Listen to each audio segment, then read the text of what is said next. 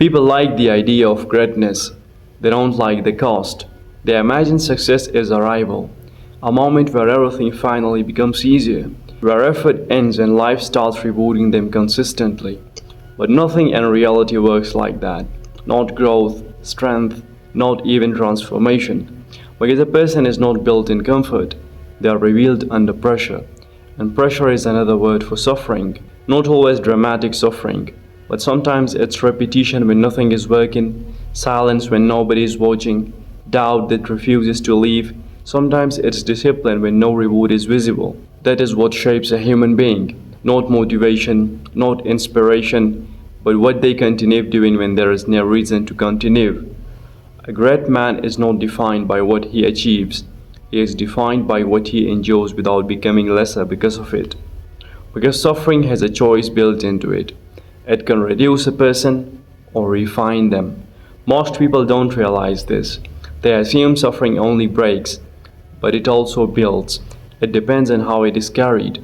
Avoidance weakens a person slowly. Comfort without resistance softens discipline. Ease without challenge removes structure from the mind. And then the smallest difficulty feels heavy, because nothing inside has been trained to carry weight. But a different type of person exists, not someone who avoids suffering, but someone who stops negotiating with it, not because they enjoy pain, but because they understand something others don't yet see. That resistance to suffering creates more suffering than the suffering itself, so they move differently. They stay longer in discomfort, they repeat effort when it feels pointless, they continue when progress is invisible, not because it feels good, but because it builds something that comfort never can. Strength is not created in moments of success. It is created in moments where quitting would have been easier and wasn't chosen. That is the real foundation of greatness. Not talent, luck, not timing. Endurance through discomfort. And this is why most people never reach what they call their potential.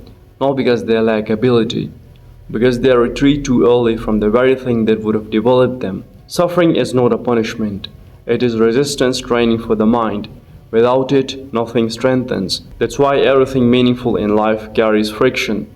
Growth, discipline, mastery, identity change, all of it demands friction. And the human mind naturally tries to avoid friction, which is why most people stay the same.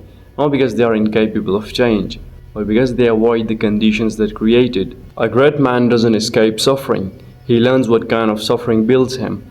And he accepts that part of becoming strong is being shaped in ways that feel uncomfortable while it is happening. Because strength is not discovered in comfort, it is carved out of resistance. And when you understand that, you stop asking life to be easier. You start asking yourself a harder question. What kind of suffering am I willing to go through to become who I say I want to be? Because in the end, every strong man carries something others avoid, not absence of pain, but the ability to turn it into structure instead of collapse. And that is what separates a man who simply lives from a man who becomes something.